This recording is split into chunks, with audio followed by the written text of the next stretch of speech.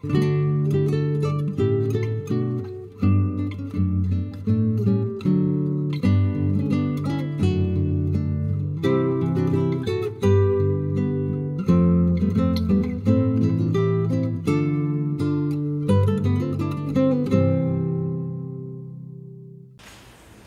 I don't know exactly what I'm doing here. I grew up in South Central Los Angeles.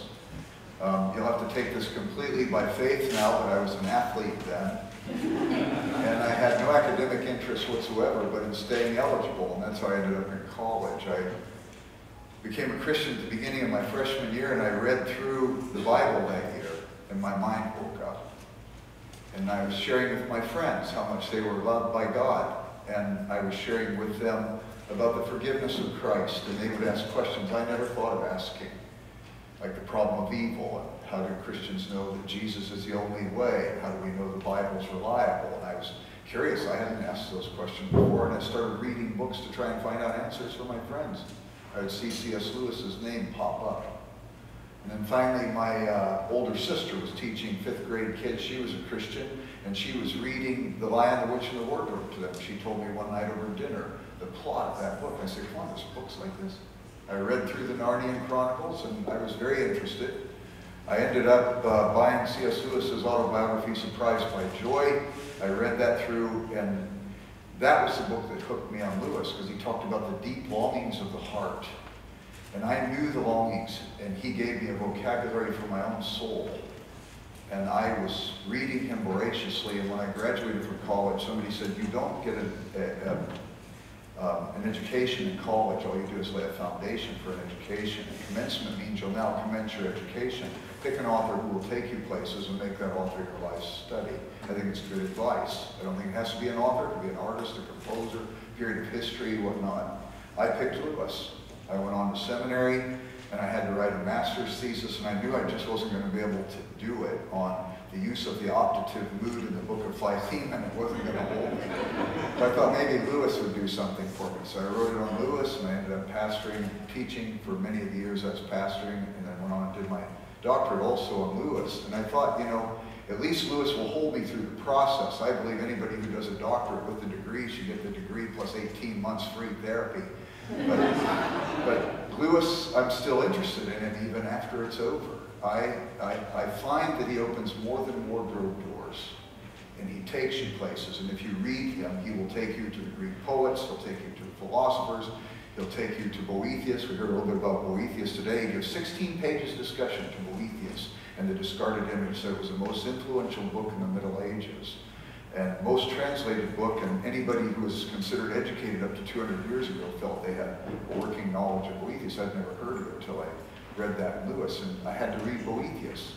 I ended up getting through him to Evelyn Underhill. I think I might have made her my life's author if I'd gotten her before Lewis. She's A.W. Tozer on steroids, my word. And so I then took Underhill and studied the medieval mystics and whatnot, and Lewis was the access to all of this. And I don't think he ever gets to the bottom of it. He wrote that one book, English Literature in the 16th Century, excluding drama. It's a book almost 700 pages long. It's a fascinating book to write, and he read every book written in the 16th century in English. He read every book translated into English, and it's original, whether it be Latin or Old French or Italian.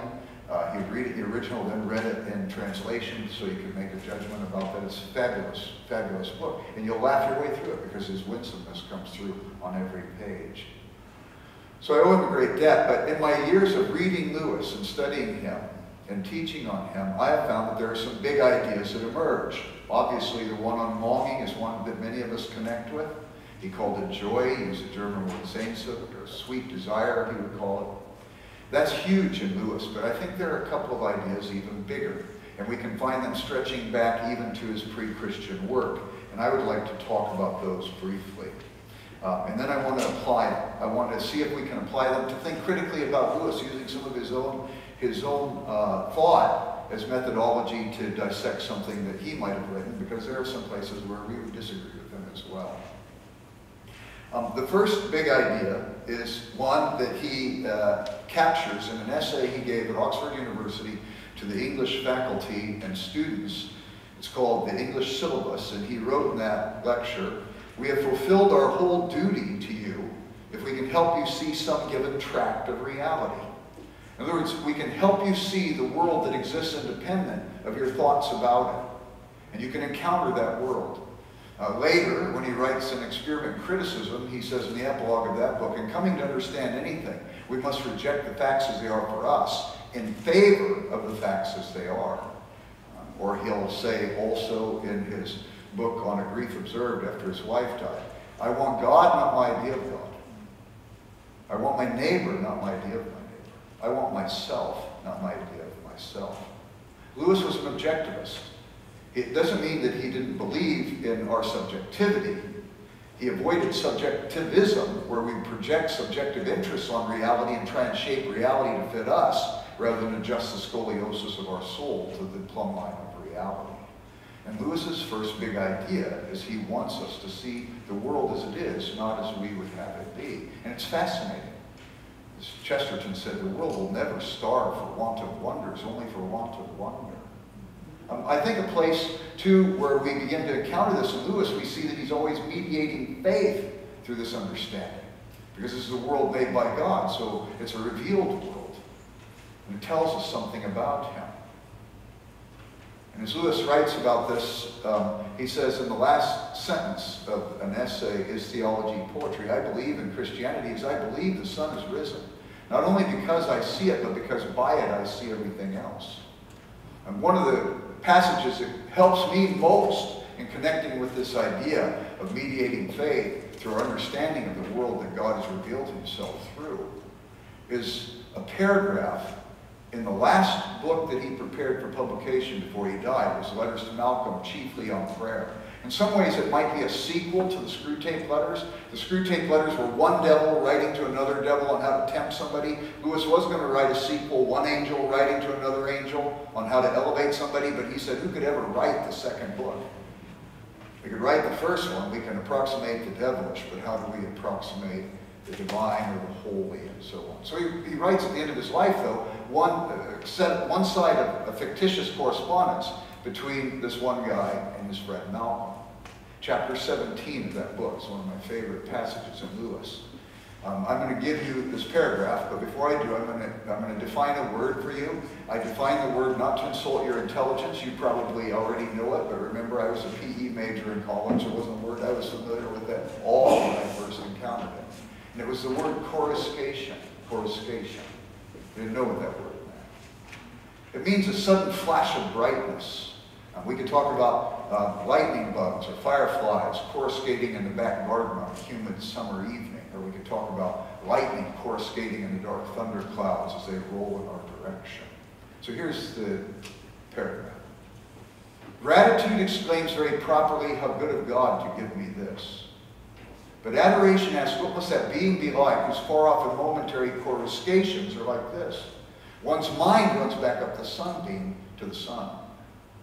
I remember when I first read that, it was about 1979 or 1980, when Voyager, the interplanetary probe, was speeding past Saturn, taking pictures of that most mysterious planet in our solar system.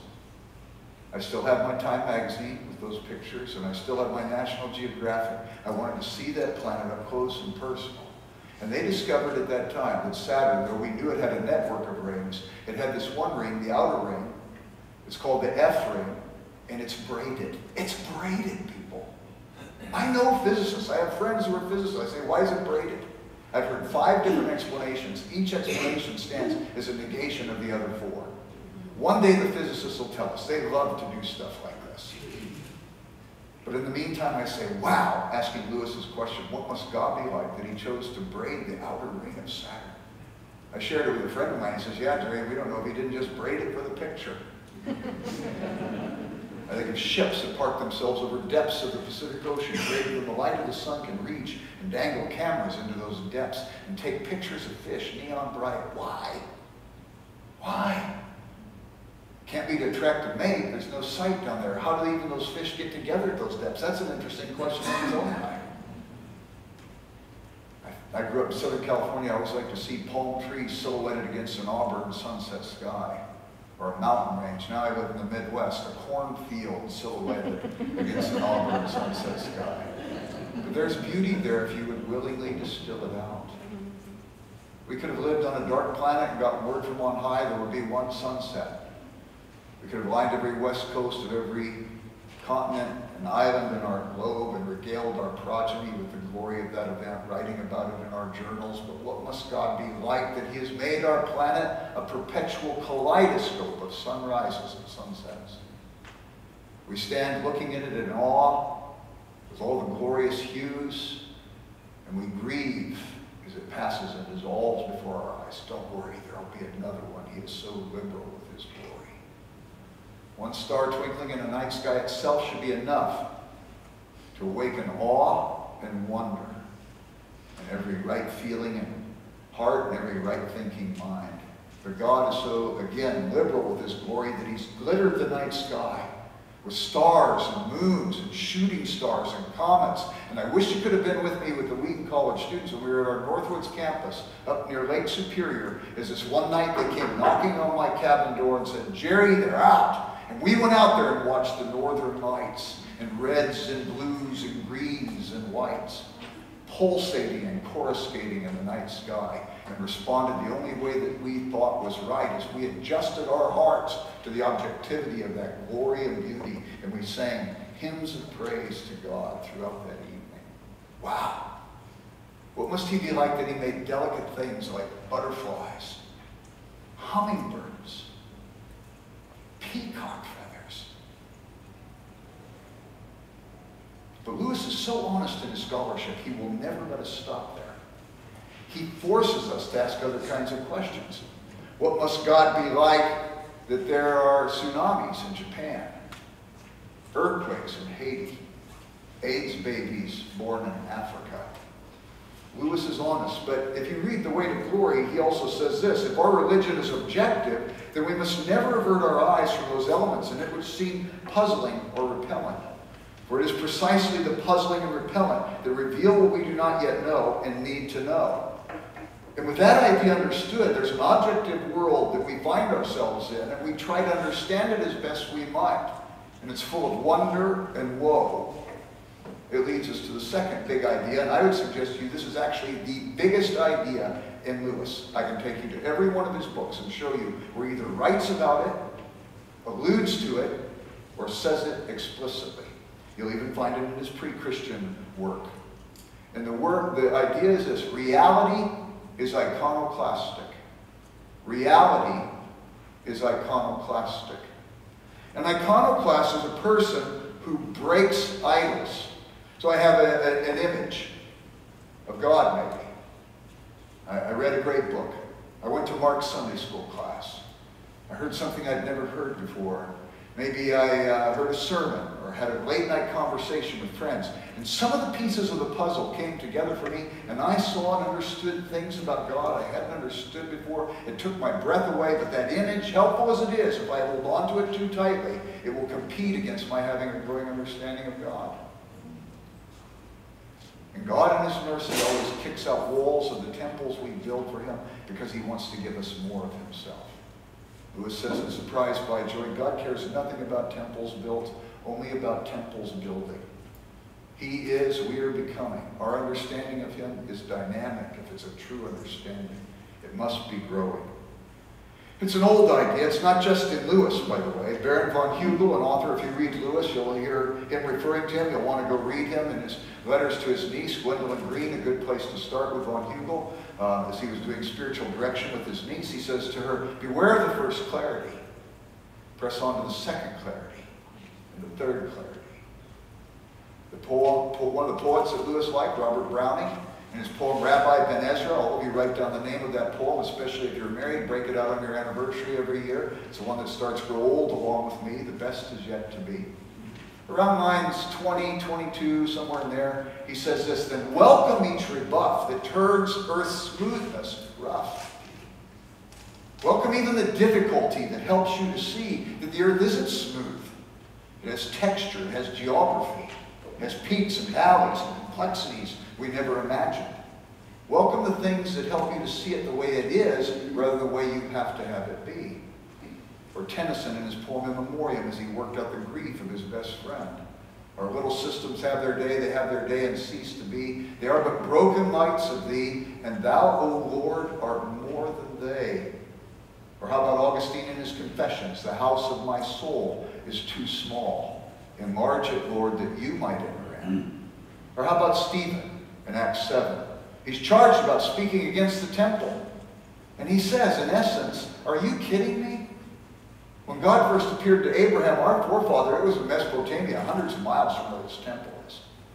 When Joseph went to Egypt, do you think God wasn't with him there? And when Moses came to the Midian wilderness and saw God in the burning bush, that was in the Midian wilderness, hundreds of miles from where this temple is. And when David wanted to build the temple, God said, David, heaven is my throne, earth is my footstool. How will you build a house to contain me? It takes your breath away thinking about it. And this idea follows Lewis constantly. You go to one of his best books, nobody reads, Diamond. It's a narrative poem, 100 pages long. Get it and read it. It's a fabulous poem. In this particular poem, he has this young man who's in this city that was shaped and concretized from the idea of a city in the Republic by Plato. And Lewis says the academics who built the city tortured into stone the bubbles the academy had blown. Daimer's sitting in an indoctrination hall, and it's a spring day, and he looks out the window, and he sees the spring, and he asks, who could ever legislate spring? And the real world helps him to see that this present world that he was understanding, helpful as it might have been in the moment, wasn't big enough to account for the world that was bigger. His interest in George Herbert, he says in Surprised by Joy, is because George Herbert brought him the roughness and density of life. His interest in William Morris, he says in William Morris, things come together in his work and then they fall apart, and then they come together again. It's like Bruce Edwards, a Lewis scholar, said, the academic life requires us to see patterns and exceptions. The patterns make it possible for us to pass on a body of knowledge to somebody else. The exceptions keep us honest. Thus we persuade these people to think our word on it is the last word. Developmental theorists even talk about development as coming to thresholds of understanding that must give way and fracture by moments of disequilibrium. The old way of understanding was insufficient for the new challenge, and corrections must be made if we're growing and maturing properly. And growth occurs through accommodation, cutting away the things that are false, assimilation, adding the new things, so we'll have a more robust understanding. Lewis is constantly taking his readers to think about those things. His interest in Jane Austen. He writes his literary criticism of her. He says the defining characteristic of her literature is that she has her characters come to moments of undeception, where they can be undeceived and see the world as it is rather than the world they'd have to be. His interest in Edmund Spenser, the Fairy Queen. Scenes give way to other scenes. The action continues. The story is told, but always changing. And he invites us to look at the continuity in the midst of change. He talks about the unfinished book 7, the mutability cantos, where the reader discovers eternity and mutability. It's wonderful stuff. I love it. But now let's see if we can take the idea of reality and the idea that reality is iconoclastic, and let's look at something that Lewis wrote, and let's see if we can go a little deeper and maybe even question the validity of something he said. He wrote in Mere Christianity that he thought pride was the great sin. I disagree with him. Augustine wrote in his commentary on Psalm 19 he thought pride was a great sin. Lewis's student, Harry Myers, wrote that he thought pride was a great sin in his book, The Christian Mind. So, if I disagree with Lewis and Augustine and Myers, I'm probably wrong. I confess it at the beginning. I need you to know I'm a 5-point Calvinist Quaker. I think I'm the only one in the world, so I'm probably wrong on many levels. This helps me have hermeneutical suspicion about myself. That's good. But let me see if I can at least tease it out. When Lewis and Augustine talk about pride being the great sin, they talk about it as if it's the mainspring from which all other sins are generated, or it's the axiom around which all other sins spin. I disagree. Had they written about pride as the great sin, as they might have written about the tip of a pyramid being the greatest point of the pyramid, I would sign on, no problem. But just like the tip of the pyramid has points or areas more substantive beneath it until you get to the base, the most substantive of all, so I think too there are things that precede pride. What would it be? I'm not talking about pride of a job well done. I'm not talking about pride you take in your children or your grandchildren when you see them discover something new. I'm talking about that form of pride that exhibits itself in pretense, tries to make itself look better than it really is. I think our evangelical subculture is sometimes infected by some of the things that lead to pride. I don't think that we do this intentionally. I think we're well-meaning, but we fall into it. You see, we often marginalize our strugglers with words like out of fellowship or carnal or backslidden. But nobody would ever say it explicitly. Implied in that is you have to be perfect then in this community, and since none of us is, it breeds some fear, doesn't it? Sometimes we make ourselves look better than we are because we're afraid. And I don't know about you, but when I find myself trying to make myself better than I really am, it's usually generated by some kind of fear or insecurity. Is that fair? Is that a fair assessment? Well, if that's true, then the Bible gives us some specifics what might be at the very base of this pyramid. For the Bible says perfect love casts out fear, 1 John 4:18. If perfect love casts out fear, I would suggest to you imperfect love breeds anxiety. You and I have never been loved perfectly by another human being before. All of us are saddled at some level with a burden of anxiety. And it gets worse before it gets better because we've never loved people perfectly either. And the people who are looking to us for some levels of security, they haven't been loved perfectly by us, and they have also been burdened, saddled with the burden of anxiety. There's only one person who knows you utterly, and he loves you completely. Oh, people, he loves you. And I think the great sin is to live in neglect of the great love of God. I see it in academic gatherings a lot, where we can engage in discussion. We can put our stuff out. If somebody challenges us, we don't have to be threatened by it. We don't always have all the answers. And somebody challenges us, and we can say, well, I didn't even consider that in my research. Hit me with it, and let's see how I can hold up. Maybe we find our research was bringing us to something that was more substantive than we realized because it holds up to this particular challenge. Maybe it doesn't hold up to the challenge, but we get to ask then if we're secure in the love of Christ, not be afraid. We get to say, well, is my research fundamentally flawed, or does it just need some pruning? No matter what happens in the outcome, I'm going to grow. The love of God gives me the security to stay inclined towards that. In our marriages, in our relationships with others, and so on. Now, as I write this, I would suggest this to you. I would say the great sin, then, is to live in denial or neglect of the love of God. At this particular point, I think Lewis would not disagree. For he writes quite clearly, every serious Christian would believe that a man or a woman's spiritual health is in direct proportion to his or her love for God. Matter of fact, he goes on a step further, and at the very end of his life, a little girl, 11 years old, writes a letter to him in the last 3 weeks of his life. She's from America, and she liked the Lanier books. And he writes her back. If he wouldn't have written her back, nobody would have thought twice about it. But from his deathbed, he writes to her, if you continue to love Jesus, nothing much will go wrong with you, and I pray you may always do so. Wow, that's something substantive. We can go on that for a while. I want to play it out with one last illustration. Lewis says that when you read a book, suspend belief for a while. Enter into that world. He talks about this sort of thing in Experiment and Criticism. Receive the story. Receive the literature.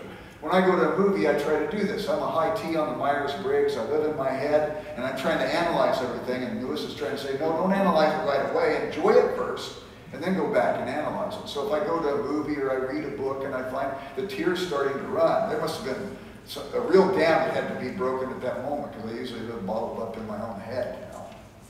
And I went and saw a movie a while back, and I think it illustrates this point here. It was a movie called The Notebook.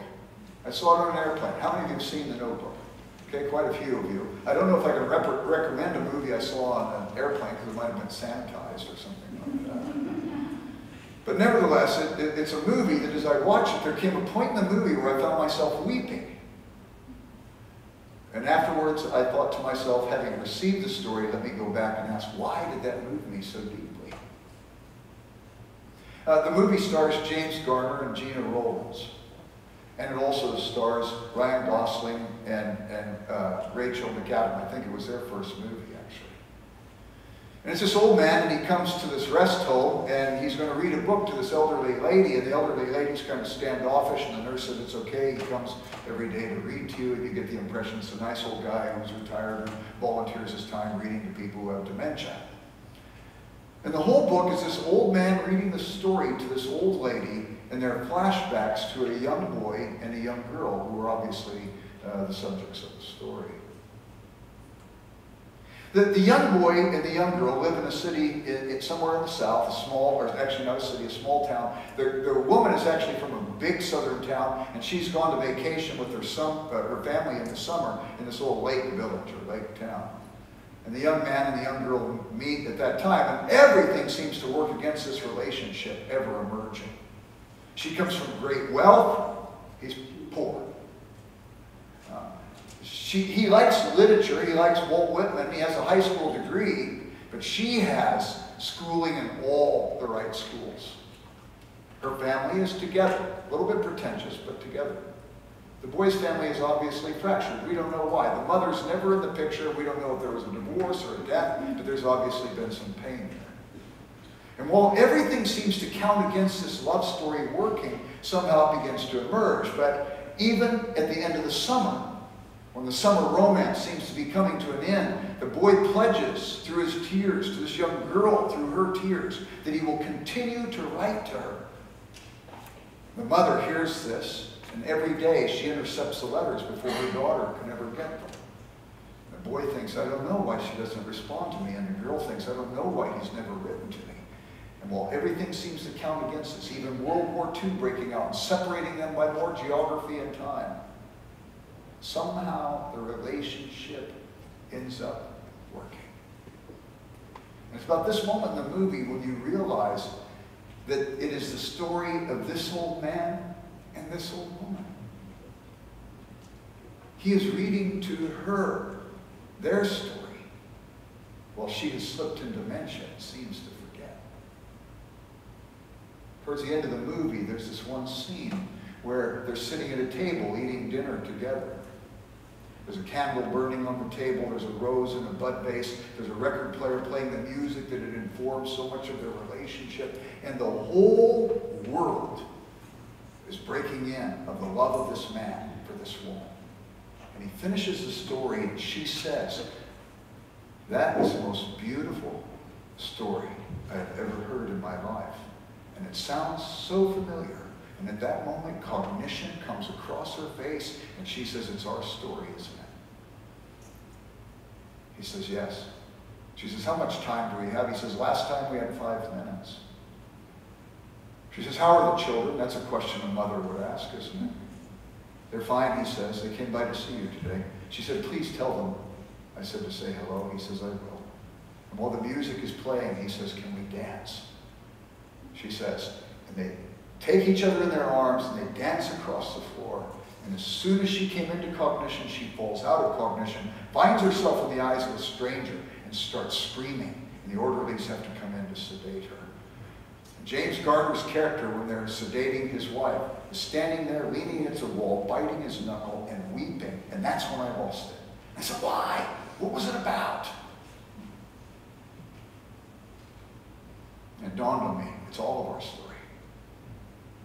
You see, we're all part of a great, great love story. The great lover of our souls keeps communicating to us in this real world where he's placed us, reality breaking in. And all of the things that we engage and embrace to nest our wounds and find artificial help, what C.S. Lewis called false infinite, they won't do. And still he reads the story, and sometimes we have those moments of cognition when everything is precious. And we fall out of cognition as quickly as we fall into cognition. And this God, has revealed himself in the world which he's created, that world Lewis wants us to attend to. That world where our false notions can be dismantled and truer notions can emerge. That's the world that God is beckoning us, like Lewis beckoned this little girl. If you continue to love Jesus, nothing much will go wrong with you. And I pray you may always do so.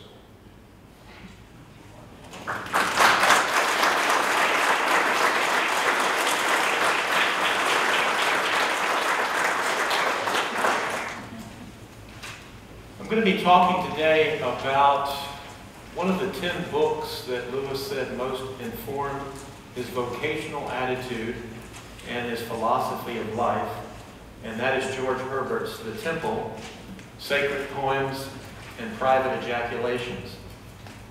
Lewis's references to Herbert in his published writings are infrequent and widely scattered. While he devotes an entire essay to Herbert's contemporary John Donne, Lewis never writes extensively about Herbert. Even in the volume where we might most reasonably expect him to offer a concentrated discussion of Herbert, Jerry mentioned this book earlier, English Literature in the 16th Century Excluding Drama. Yet a closer review reveals that Herbert influences Lewis in at least 3 profound ways. The first is the poetic voice that gives expression to Lewis's spiritual life as revealed in his religious poetry. And I'm not going to spend as much time talking about this aspect of Herbert's influence on Lewis as I might. Instead, I'm going to focus on the second and third ways in which I think Herbert's The Temple influences Lewis. The second is the pastoral voice that Lewis develops as a correspondent to the many who write him letters concerning their spiritual difficulties. The third is the pathos of Lewis's voice in A Grief Observed. Many of you know the last book that Lewis wrote, at least in terms of his thinking about his wife, Joy. First, a brief review about the life and work of George Herbert. Born on April the 3rd, 1593, Herbert was the 5th of 7 sons born into a family of 10 children. His father, Richard, died when he was 4, and his mother, Magdalene, remained a widow for 12 years, remarrying when Herbert was 16. Her remarriage was a fortunate one, since she married the brother and the heir of Lord Danvers, Earl of Danby. In this role, she became a patron of the arts, later supporting, among many others, John Donne. Herbert was educated at Trinity College, Cambridge, being awarded the Master of Arts in 1615. In 1619, he was appointed orator of the university, and he continued in this important role until 1627. He accounted himself so well as the orator that he drew the attention and favor of the king, James I.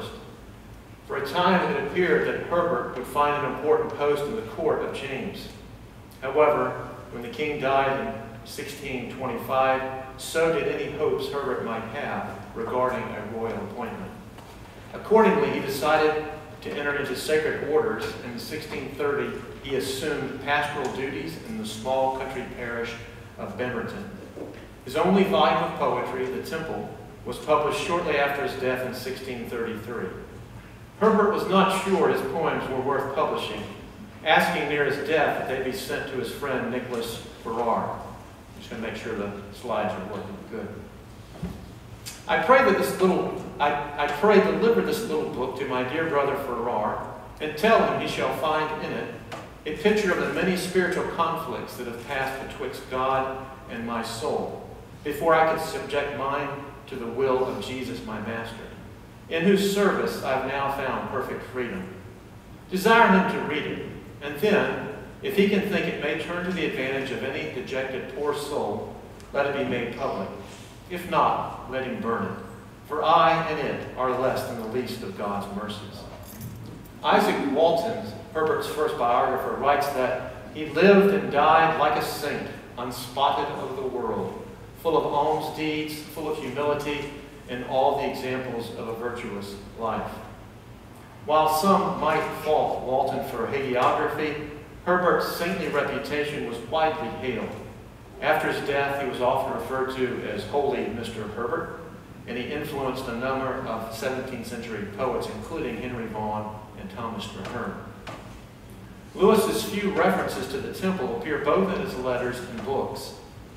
In his October 3rd, 1929 letter to his great friend Arthur Greaves, and this is about the time Lewis is thinking of converting to Christianity, give or take a year or two, Lewis shares that he's coming out of an emotional low, referencing Herbert's poem From the Temple, a poem entitled The Flower. Lewis writes, quoting from the temple, "I once more smell the dew and the rain and relish versing." On March 26, 1940, Lewis writes to Mary Nealon, who has asked him to recommend helpful books of theology. As a part of his response, he tells her, "You would also find it most illuminating to reread now many of the things you once read in English lit without knowing their real importance." And he mentions Herbert in particular. Later, after Greaves has embraced Unitarianism, Lewis offers a pointed critique in his letter of December the 11th, 1944. He writes to Greaves, "Where are the shining examples of human holiness which ought to come from Unitarianism if it is true? Where are the Unitarian opposite numbers to St. Francis, George Herbert, John Bunyan, George MacDonald, and even old burly Dr. Samuel Johnson?" To another correspondent, he writes on March 27th, 1951, regarding how difficult it is to maintain the sense that God is in control of his everyday life. "The whole difficulty with me is to keep control of the mind, and I wish one's earliest education had given one more training in that. There seems to be a disproportion between the vastness of the soul in one respect, that is, as a mass of ideas and emotions, and its smallness in another, that is, as central controlling ego. The whole inner weather changes so completely in less than a minute. Do you read George Herbert? If what soul doth feel sometimes, my soul might always feel. He is a good poet, and one who helped to bring me back to the faith." When Mary Van Usen asks Lewis how to endure a bad parish priest, my apology to anyone that might apply to, Lewis replies, "The motto would, of course, be Herbert's lines about the sermon. If all lack sense, God takes a text and preaches patience." Still later, he relates that the temple is among those works that were incomparably more important to his spiritual life than any professed theologians. On May the 9th, 1961, Lewis tells another correspondent that George Herbert, at his best, is extremely nutritious. I think the most telling of these references is when Lewis writes that Herbert is a good poet and one who helped to bring me back to the faith. In his autobiography, Surprised by Joy, Lewis underscores this debt to Herbert. As Lewis's atheism comes under assault, he writes, "A young man who wishes to remain a sound atheist cannot be too careful of his reading. There are traps everywhere, Bibles laid open, millions of surprises, as Herbert says, find nets and stratagems. God is," Lewis says, if I may say it, very unscrupulous. The Herbert poem Lewis has in mind is the sonnet Sin 1. "Lord, with what care hast thou begirt us round? Parents first season us, then schoolmasters deliver us to laws. They send us bound to rules of reason, holy messengers, pulpits and Sundays, sorrow-digging sin, afflictions sordid, anguish of all sizes, find nets and stratagems to catch us in, Bibles laid open, millions of surprises, blessings beforehand, ties of gratefulness, the sound of glory ringing in our ears. Without, our shame, within, our consciences, angels and grace, eternal hopes and fears. Yet all these fences in their whole array, one cunning bosom sin blows quite away." A few pages later, in Surprised by Joy, Lewis singles out Herbert from a group of other writers, all who he says were inadvertently leading him out of his atheism.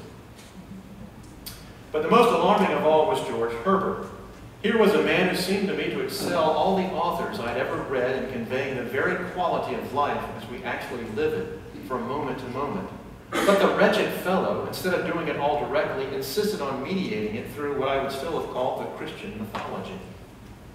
Later, Lewis compares himself to a fox being hunted and includes Herbert in the pack of writers and thinkers who he claims are chasing him. And regarding how the human conscience sometimes bothers him, Lewis writes, "When our conscience won't come down to brass tacks, but will only vaguely accuse or vaguely approve, we must say to it, like Herbert, 'Peace, prattler,' and get on." I think the most important comment Lewis makes regarding his debt to Herbert is his phrase that Herbert conveys the very quality of life as we actually live it from moment to moment. That is, the temple resonates with Lewis and many others because, as Herbert says, it is a picture of the many spiritual conflicts that have passed betwixt God and my soul. As a result, the poems in the temple expose a heart before God that is open, vulnerable, honest, and longing for intimacy, while at the same time it is questioning, entreating, demanding, troubled, and discontent. Herbert's poems are transparent conversations, sometimes with himself, sometimes with God, and sometimes with his warring notions of himself and God. His poems probe matters of faith and unbelief, certainty and doubt, joy and despair, delight and depression, and obedience and rebellion. Herbert addresses God sometimes as a loving father and other times as a distant taskmaster. As Herbert plumbs the depth of his spiritual life, we are permitted an inside view into a soul that is supremely aware of itself and yet desperately longing for union with God. When we read his poems, we are permitted to look upon a soul whose quality of life is, as it is lived from moment to moment, in a way paralleling our own felt experiences. Moreover, what emerges in the temple is Herbert's growth as the pastor of his own soul, informed by the grace, mercy, and love of God as expressed in the person of Jesus Christ. Lewis, whose own well-documented pilgrimage of faith was not without many spiritual conflicts passing between God and himself, found the poems in the temple to portray with sharp, startling, and often surprising poignancy the very quality of life as he, Lewis, actually lived it from moment to moment. Herbert's poetic voice in the temple has had a striking influence on Lewis's poetic voice, particularly his religious verse. Since many here today aren't familiar with Lewis's poetry, just a few words. Lewis began his publishing career not as a prose writer, but as a poet. In fact, his two published works were volumes of poetry, Spirits in Bondage in 1919, a volume of lyrical poems, followed by Dimer in 1926, a long narrative poem in rhyme royal. Both of these volumes, by the way, published under the pseudonym Clive Hamilton, using his own first name and his mother's maiden name. Moreover, throughout his life, indeed up until the last year of his life, Lewis continued to write poetry. Some were published in prose works like The Pilgrim's Regress, The Chronicles of Narnia, the Ransom Space Trilogy, and others were published independently in magazines, journals, and newspapers. Many were later collected by Walter Hooper and published as poems in 1964 and narrative poems in 1969. Of the more than 200 poems that Lewis wrote throughout his life, over 50, or roughly a quarter of all of his poems, may be classed as religious. Dozens of religious poems by Lewis were influenced by Herbert, but today we'll offer just one example. In Lewis's poem, No Beauty We Could Desire, Lewis explores the mystery of the Eucharist.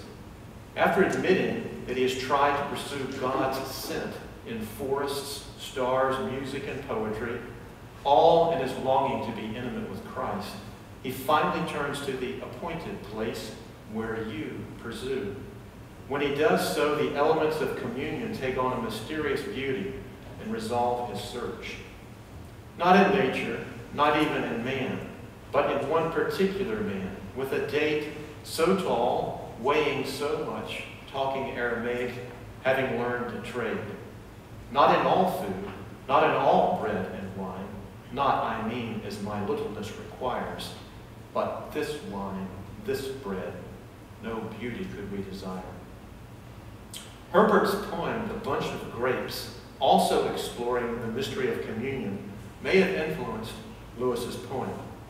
In his poem, Herbert confesses that he has lost his joy, but he finds solace in ideas that he draws from the biblical book Numbers 13. This is the biblical account where spies sent by Moses into the land of Canaan bring back a cluster of rich grapes, emblematic of the rich inheritance God wants to give to the Israelites when they enter the land. However, the Israelites reject this blessing because of the fearful report the spies bring with them about the people of Canaan. Finding himself consumed by his broken, sin-filled human flesh, stricken by the law and unable to meet its demands, Herbert wonders, where's the cluster, the taste of mine inheritance? What Herbert realizes, however, is that because of God's new covenant with humankind, he has access to much more than did the Israelites. But can he want the grape who hath the wine? I have their fruit and more. Blessed be God who prospered Noah's vine and made it bring forth grapes in good store. But much more him I must adore, who of the law's sour juice sweet wine did make, even God himself being pressed for my sake. The beautiful analogy Herbert creates here, comparing Christ to a cluster of grapes and his blood to wine, makes articulate one of the deepest mysteries of the Eucharist. If Lewis can find in Holy Communion a beauty not to be found anywhere else, Herbert gives voice to this beauty in an extraordinarily striking manner. While I can offer dozens of other examples of how Herbert's poems may have influenced Lewis's poetic voice, I turn now to how Herbert's sweet, tender, sympathetic, and kindly pastoral voice in the temple may have influenced Lewis's pastoral voice. Once Lewis became well known, as many of you know, primarily because of books like The Problem of Pain, Screwtape Letters, and Mere Christianity, he received thousands of letters from correspondents seeking spiritual counsel. In his response to many of these spiritual seekers, I believe Lewis co-opts Herbert's pastoral voice. There are so many rich examples of this in his letters, I will limit myself to Lewis's spiritual advice to one correspondent, a New Zealander, Rona Bodum. Lewis first writes her in late 1947 about her difficulty in believing that Christ was God. In his reply, December 31st, 1947, Lewis says this: I think it's possible that what is keeping you from belief in Christ's divinity is your apparent strong desire to believe. If you don't think it true, why do you want to believe it? If you do think it true, then you believe it already.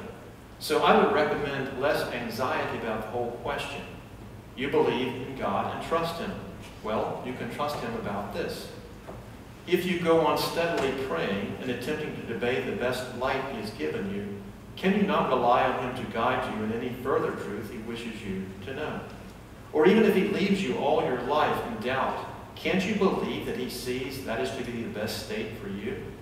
I don't mean by this that you should cease to study and make inquiries, but that you should make them not with frantic desire, but with cheerful curiosity and a humble readiness to accept whatever conclusions God may lead you to. But always, all depends on the steady attempt to obey God all the time. He who does the will of the Father shall know of the doctrine. It's only fair to tell you that my impression is that you are in fact very much nearer to belief in Christ than you suppose. Then, after suggesting some helpful books for her to read, Lewis adds, I'm pretty sure where you'll land myself, and you will then wonder how you ever doubted it. But you needn't keep looking over your shoulder too often. Keep your eye on the helmsman. Keep your conscience bright and your brain clear, and believe you are in good hands. Lewis's friendly advice to Bodle may have been informed by a sonnet, such as Herbert's poem, The Holdfast. I threatened to observe the strict degree of my dear God with all my power and might. But I was told by one it could not be. Yet I might trust in God to be my light. Then I will trust, said I, in him alone. Nay, even to trust him was also his. We must confess that nothing is our own. Then I confess that he my succor is. But to have naught is ours. Not to confess that we have naught, I stood amazed at this. much troubled, till I heard a friend express that all things were more ours by being his. What Adam had and had forfeited for all, Christ keepeth now, who cannot fail or fall. Perhaps just as Herbert had been to Lewis a friend expressing spiritual wisdom in his own struggles with faith, so Lewis, through his pastoral correspondence, was being a friend of Bodil during her pilgrimage to belief. After Bodil reports some success in following Lewis's advice, he replies on June 22nd, 1948, "Splendid, as long as you keep in your present way, holding fast to God, whether the incarnation can be accepted or not, you can't go wrong. Because you see, it's not really you who are holding fast to him, but he to you. And he will bring you wherever he wants. You are wondering if the incarnation is true. Well, if it's not true, God doesn't want you to believe it." He goes on to say, "Your own argument that you at any rate have come to know God only through Christ is a very strong one. I don't mind betting you will come to the Christian belief in the end." On February 10th, 1949, he sees her moving ever closer to faith in Christ, and he writes, "I doubt whether I or anyone else needs to interfere. The route you are following at present seems the right one. Adding to Pascal's, if you had not found me, you would not seek me, a sentence I have long loved. The very obvious further step, and if I had not drawn you, you would have not found me, and seeing both in the light of our Lord's words, no man cometh to me unless the Father have drawn him, well, it's pretty clear that you're being conducted." In subsequent letters, Lewis, though no Calvinist, urges Bodil to see the work of God in her life as irresistible grace. Other letters follow in which he responds to her queries about systematic spiritual reading and the like. After she tells Lewis she has come to faith in Christ, Lewis's response is delightfully short and generous. "Welcome home." And he recalls the simple yet profoundly moving tone of Herbert's poem, Love 3. "Love bade me welcome, yet my soul grew back, guilty of dust and sin. But quick-eyed love, observing me grow slack from my first entrance in, drew nearer to me, sweetly questioning if I lacked anything. 'A guest,' I answered, 'worthy to be here.' Love said, 'You shall be he.' I, the unkind, ungrateful? Ah, my dear, I cannot look on thee. Love took my hand and smiling did reply, 'Who made the eyes but I?' 'Truth, Lord, but I have marred them. Let my shame go where it doth deserve. And know you not, says Love, who bore the blame? My dear, then I will serve. You must sit down, says Love, and taste my meat. So I did sit and eat." In Lewis's correspondence with Bodil, we see gentleness, kindness, insight, honesty, and above all, grace. In short, a pastoral voice, informed at least in part, I believe, by Herbert's pastoral voice as revealed in the temple. Moreover, having fully experienced God's grace himself after many years of agnosticism and atheism, Lewis was both awed and honored to be something of a spiritual midwife for Bodil and countless others. The final aspect of the temple's influence upon Lewis centers on how the pathos of Herbert's voice in many of his poems may have influenced the pathos we find in Lewis's A Grief Observed, perhaps Lewis's most unsettling book. So disturbing is its tone of pathos that some have argued that it's not about Lewis's anguish over the death of his wife, Joy Davidman, but instead it's a fictional account of grief. An excellent study by Nolene Kidd argues that the book is not simply a record of Lewis's grief at the loss of his beloved wife, but a dissection of grief itself. The work is chiefly an apology concealed by art. In conversations with Michael Ward, I've heard him offer a terse summary of A Grief Observed. It's the yelp of a wounded animal. Still others find the book, while a deeply moving account of loss, overly introspective and emotional verging on the maudlin. Yet Lewis avoids sinking into self-pity in part because of a clipped prose style characterized by short, simple sentences and brief, almost snapshot-like paragraphs. In effect, he becomes a surgeon analyzing a patient's medical chart. Ironically, of course, he is both surgeon and patient. I believe Lewis found in the pathos of several poems from the temple a model for the pathos he gives expression to in A Grief Observed. Examples of Lewis's pathos are ubiquitous. Early in part 1, he writes, "Not that I am, I think, in much danger of ceasing to believe in God. The real danger is coming to believe in such dreadful things about him.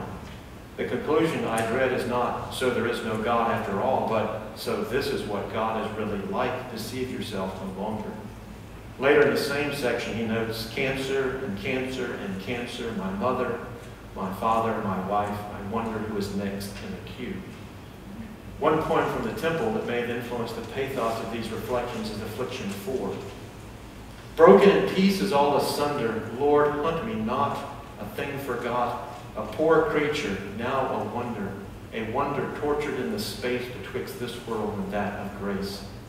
My thoughts are all a case of knives, wounding my hearts with scattered smart, as watering pots give flowers their lives.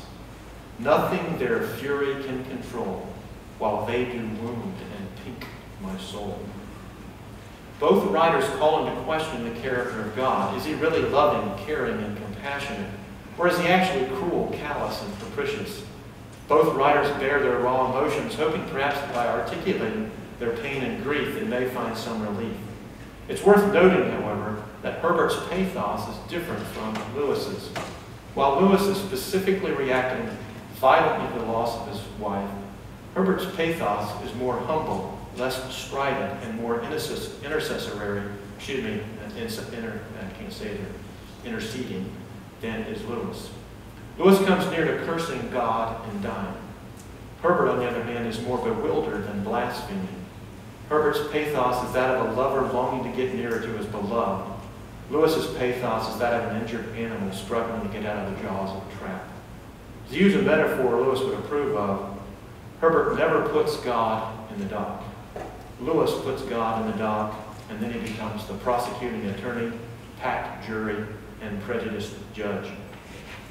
In part 2 of A Brief Observed, Lewis continues such questionings, commenting bitterly, "Oh God, God, why did you take such trouble to force this creature out of its shell if it is now doomed to crawl back, to be sucked into it?" Still later in this section he says, "Because she is in God's hands. But if so, she was in God's hands all the time, and I have seen what they did to her here. Did they suddenly become gentler to us the moment we were out of the body? And if so, why? If God's goodness is inconsistent with hurting us, then either God is not good or there is no God. For in the only life we know, he hurts us beyond all our worst fears and beyond all we can imagine. If it is consistent with hurting us, then he may hurt us after death as unendurably as before." In Herbert's poem, The Longing, we find a similar tone. "With sick and famished eyes, with doubling knees and weary bones, to thee my cries, to thee my groans, to thee my sighs, my tears ascend. No end? My throat, my soul is hoarse. My heart is withered like a ground which thou dost curse. My thoughts turn round and make me giddy. Lord, I fall." In both cases, Herbert and Lewis confess honestly their doubts, anguish, and uncertainty. Neither is sure of the goodness of God. In the third and fourth parts of A Brief Observed, Lewis's anger begins to subside and his pathos slowly moderates, replaced by reasoning. Feelings and feelings and feelings. Let me try thinking instead. From the rational point of view, what new factor has H's death introduced into the problem of the universe? What grounds has it given me for doubting all that I believe? I knew already that these things and worse happened daily. Earlier, in his most memorable simile in A Brief Observed, he posits that heaven is an uninhabited house with locked doors. Go to him when your need is desperate, when all other help is vain, and what do you find? A door slammed in your face and a sound of bolting and double bolting on inside. After that, silence. You may as well turn away. The longer you wait, the more emphatic the silence will become. There are no lights and windows. It might be an empty house. Was it ever inhabited? But in part 3, he ameliorates this view, noting, I have gradually been coming to feel that the door is no longer shut and bolted. Was it my own frantic need that slanted in my face? Perhaps my own reiterated cries deafened me to the voice I hoped to hear. Still later, he adds, my mind no longer meets that locked door. The last time he refers to the door, he seems reconciled to the lack of an answer. It's a rather special sort of no answer. It is not the locked door. It is more like a silent, certainly not uncompassionate gaze, as though he shook his head not in refusal, but waiving the question, like, "Peace, child, you don't understand." In the temple, several points reflect a similar kind of reasoning and engagement, all efforts by Herbert to understand the workings of God in his life. In his poem, Grief, Herbert's tone touches upon the depth of the pathos he feels. "Oh, who will give me tears? Come all ye springs, dwell in my head and eyes. Come clouds and rain. My grief has need of all watery things that nature hath produced." He looks to draw the water from the rivers to supply his tears, since his two eyes are two shallow fords, two little spouts. Even poetry, Herbert's default coping response, is inadequate. Verses, "You are too fine a thing, too wise for my rough sorrows. Cease, be dumb and mute. Give up your feet and running to mine eyes, and keep your measures for some lover's lute, whose grief allows him music and a rhyme. For mine excludes both measure, tune, and time. Alas, my God." While Herbert's The Flower, unlike Grief, celebrates his sense of God's return in his felt experience, it too gives evidence of reasoning and engagement with God. Who would have thought my shriveled heart could have recovered greenness? It was gone quite underground, as flowers depart to see their mother root when they have blown, where they together, all the hard weather, dead to the world, keep house unknown. Herbert then notes his further amazement about how God seems alternately to quicken and to wither him spiritually, ending the poem with an analogy Lewis would have been proud of. "These are thy wonders, Lord of love, to make us see we are but flowers that glide, which, when once we can find and prove, thou hast a garden for us where to hide." Happily, Lewis's dark view of God lifts a bit toward the end of A Grief Observed, so that he's able to suggest God may be a gardener, so careful of his plants that he prunes them when necessary, or a smith, so expert with the anvil and hammer that he beats the raw metal into perfect shapes. This view is best seen when Lewis comes to see God as the great iconoclast, since he is nothing like what metaphors intimate. Not my idea of God, but God. Not my idea of H, but H. Yes, and also not my idea of my neighbor, but my neighbor. For we don't often make this mistake as regards to people who are still alive, who are with us in the same room. Talking and acting are not to the man himself, but to the picture, almost the precis we've made of him in our own minds. And he has to depart from it pretty widely before we even notice the fact. In real life, that is one way it differs from novels. His words and acts are, if we observe closely, hardly ever quite in character. That is, in what we call his character. There's always a card in his hand that we didn't know about. Herbert's poem, Discipline, captures a similar thought and could serve as an epilogue to Grief Observed. "Throw away thy rod, throw away thy wrath, O my God, take the gentle path. For my heart's desire unto thine is bent. I aspire to a full consent. Not a word or a look I affect to own, but thy book and thy book alone. Though I fail, I weep. Though I halt in pace, yet I creep to the throne of grace. Then let wrath remove. Love will do the deed. For with love, stony hearts will bleed. Love is swift of foot. Love's a man of war and can shoot and can hit from far. Who can escape his bow? That which brought thee low, needs must work on me. Throw away thy rod, though man's frailties hath. Thou art God, throw away thy wrath. I need not provide additional examples. The marked contrast between the tone of A Grief Observed and almost everything else that Lewis wrote is proven problematic. My point is that Lewis may have been profoundly influenced to write so personally and introspectively as a result of his reading, thinking about, and meditating on the poems from the Temple.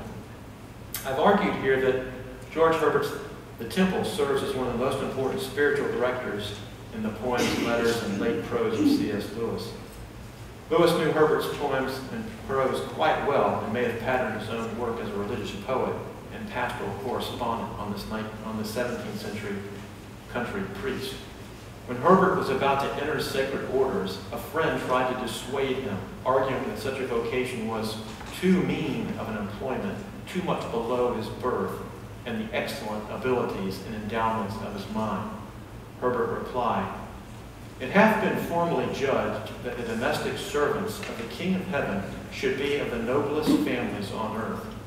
And though the iniquity of the late times have made clergymen meanly valued, and the sacred name of priest contemptible, yet I will labor to make it honorable, by concentrating all my learning and all my poor abilities to advance the glory of that God that gave them, knowing that I can never do too much for him that hath done so much for me as to make me a Christian. And I will labor to be like my Savior by making humility lovely in the eyes of all men, and by following the merciful and meek example of my dear Jesus." I can't help but believe that Lewis was deeply moved by Herbert's humility, piety, and winsome voice, finding in these qualities the very things he needed as anodynes to his own besetting sin of pride, as he suggested in his poem, The Apologist's Evening Prayer. "From all my lame defeats and oh, much more from all the victories that I seem to score, from cleverness shot forth on my behalf, at which, while angels weep, the audience laugh, from all my proofs of thy divinity, thou who wouldst give no sign, deliver me. Thoughts are but coins. Let me not trust instead of thee their thin worn images of thy head. From all my thoughts, even from my thoughts of thee, O thou fair silence, fall and set me free. Lord, at the narrow gate and the needle's eye, take from me all my trumpery, lest I die." Herbert was an exemplar for Lewis and central to his journey to faith in Jesus Christ. As Lewis put it, Herbert was one who helped to bring me back to the faith. For that reason, all who love Lewis owe it to themselves to read, meditate upon, and grapple to their souls the poems found in George Herbert's The Temple. Such an activity may lead to a spiritual transaction of the most profound kind, an encounter with the holy, one leading to a deeper understanding of the compassion, grace, and mercy of God. Thank you. Terry Ruth King. The other thing, as so often happens in contexts where Lewis is at the center, it's difficult not to give a paper on Lewis without actually nourishing the souls of those who come. The word nutrition, nourishment, Jerry, thank you so much for unpacking Lewis in that way. And certainly, Don, what you have shared. And I'm going to continue in some ways on this theme. My topic is looking and focusing on Lewis as a lay minister. I've been engaged in this for a while. I've just always been amazed as a lay person what he accomplished. So let's begin. Even the most cursory examination reveals how extraordinary C.S. Lewis's ministry activity was, both in its breadth and its depth. As to its breadth, it spanned more than 30 years, during which he published approximately 24 books of apologetic or religious nature, including fiction and nonfiction, as well as hundreds of shorter pieces for church magazines, letters to editors, various essays and articles, and introductions to others' books, many of which were directly or indirectly aimed at furthering the church's gospel witness. He also preached sermons, delivered religious talks to the Royal Air Force, church groups, and Christian societies, as well as to the general public over the BBC radio, and participated as president in the weekly meetings of the Socratic Club, whose aim was to provide a reasonable defense of the Christian faith. He also found himself on the platform with Stephen Olford and Here's London crusade. And Lewis gave what he called the initial intellectual barrage, in which Stephen Olford then followed up with the sort of charismata, the come to Jesus sort of idea. But perhaps most significantly, and this has been alluded to by Don already, he responded by letter to thousands of requests for spiritual guidance and doctrinal clarification. He prayed daily for numerous people, children included. In fact, there's one just charming letter in which he writes back to a member of a family in, I believe it's North Carolina, 7 children, and he's writing back and says, hey, in your letter you didn't mention your sister. How's her cold? I've been praying for her. And he also gave away the majority of the income from his literary earnings for the care of others. Towards the end of his life, he served as a member of the commission to revise the Psalter.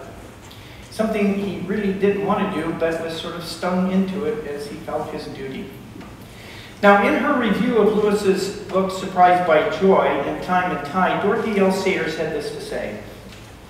Professor Lewis writes with a delightful and humorous candor and shows all his accustomed skill in translating complex abstractions into vivid concrete imagery. The limpidity of these waters may disguise their depth, so clearly do they reveal the bottom. But any illusion about this can be quickly dispelled by stepping into the river.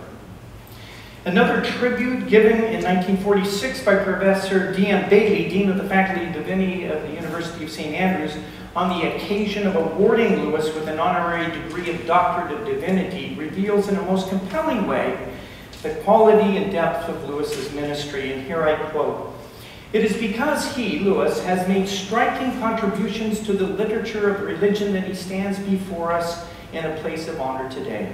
Both with his pen and his voice on the radio, Mr. Lewis has succeeded in capturing the attention of many who will not readily listen to professional theologians, and has taught them many lessons concerning the deep things of God." For a Scottish theologian to say this about an English, really Irish, English literature man is really quite profound. For such an achievement, he went on to say, which could only be encompassed by a rare combination of literary fancy and religious insight, every faculty of divinity must be grateful. In recent years, Mr. Lewis has arranged a new kind of marriage between theological reflection and poetic imagination. And this fruitful union is now producing works which are difficult to classify in any literary genre. It can only be said in respectful admiration that he pursues things unattempted, yet in prose or rhyme. It is not very frequently that the university confers its doctorate of divinity upon a lay theologian, but it may well be proud to give this acknowledgement to the work of C.S. Lewis. End of quote. Now, Lewis's religious activity began attracting wide public attention in Britain as early as 1939, and by 1947 had grabbed the attention of the American magazine Time, which gave the Oxford Dawn a 6-page spread. Quote, "Any fully ordained minister or priest," the article observed, "might envy this Christian layman his audience." During the war years, it is estimated that each of Lewis's BBC radio broadcasts reached 1 million people or more. And that next to Winston Churchill, he was the most recognized voice in Britain at the time. But not all welcomed Lewis's Christian activity. The naturalists, in particular, the Time article went on to say, found his supernaturalism baffling at best and repellent at worst. Little has changed. Today, assessments of Lewis's Christian influence continue to range from the heroic to the overly aggressive, even to the wicked. Yet, however one views Lewis's religious work, all are in agreement that it was extraordinary for a lay person. The fact that Lewis made quite clear that his one wish in life prior to his conversion to Christianity was to be left alone raises the question of the relationship between his conversion and his religious activity. What changes did his conversion create that moved him to efforts that were clearly contrary to his natural impulse for autonomy, and won him an enormous appreciative audience, at the same time placing him in direct conflict with the prevailing thinking of the day? What was it that impelled him, a comfortable and successful academic, to direct so much of his writing and speaking towards helping people recover the capacity to believe in God? The question is one of motivation. Two things in particular shed light on this matter. The first is Lewis's understanding of the nature of God, particularly as represented in his autobiography, Surprised by Joy. Long before his conversion to the Christian faith, Lewis's idea of God contained a strong sense of divine right. God, if there were a God, he reasoned, was to be obeyed simply because he was God. And if that God turned out to be the God of Christianity, then one's obedience would naturally reflect the particular demands that that God would by right take precedent over everything else. This conviction, as I tend to show, informs much about the energetic nature of his religious activity. The second and related idea revolves around Plato's well-known allegory of the cave found in the Republic. Lewis was well acquainted with the cave allegory, and the similarities between his experience and Plato's cave dweller were, I believe, certainly not lost on him. In fact, Plato's commentary on the allegory, I believe, sheds much light and understanding of the implications his conversion had for his life and his vocation. Now, in the preface to his autobiography, Surprised by Joy, Lewis stated that he wrote the account partly in response to questions concerning how he moved from atheism to Christianity. Why, therefore, it may be asked, is the weight of the narrative concerned predominantly with his conversion from atheism to theism? He spends the entire book moving from his childhood circumstances and experiences in Belfast to his conversion to theism, using only a few sentences at the end of the book to unpack the final step from theism to Christianity. The matter of disproportion is, I think, in this case, significant. Lewis was too clear and careful a thinker for this narrative structure to be without purpose. The question is not why he went into detail about his journey to theism, but rather why so little said about his journey from theism to Christianity. The answer is important because it directs us to a fundamental aspect of Lewis's motivation to religious activity. Lewis's conversion to theism abruptly shifted the ground of his journey from an issue of the intellect to a person. That's key. Moves from the intellect to a person. Up until his acceptance of theism, Lewis had held out the hope that the heart of reality, as he called it, would prove in the end to be something more like a place than anything else. Why? Because as long as the essence of all things remained impersonal, Lewis reasoned, one was still safe. No ultimate interference was in the offering. One's life was still one's own. But with the acceptance of a personal God, a wholly new situation arose. Lewis likened it to the moment of revelation to Ezekiel in Ezekiel's valley. Quote, as the dry bones shook and came together, so now a philosophical theorem, cerebrally entertained, began to stir and heave off and throw off its grave clothes, and stood upright and became a living presence. What he feared most, Lewis, a divine right resting in a divine person, he was now forced to acknowledge at the center of all reality, and not merely with his intellect, but more profoundly with his will. Before Lewis had bowed his head that night in Magdalen College to theism, the primary intellectual obstacles to belief had been resolved.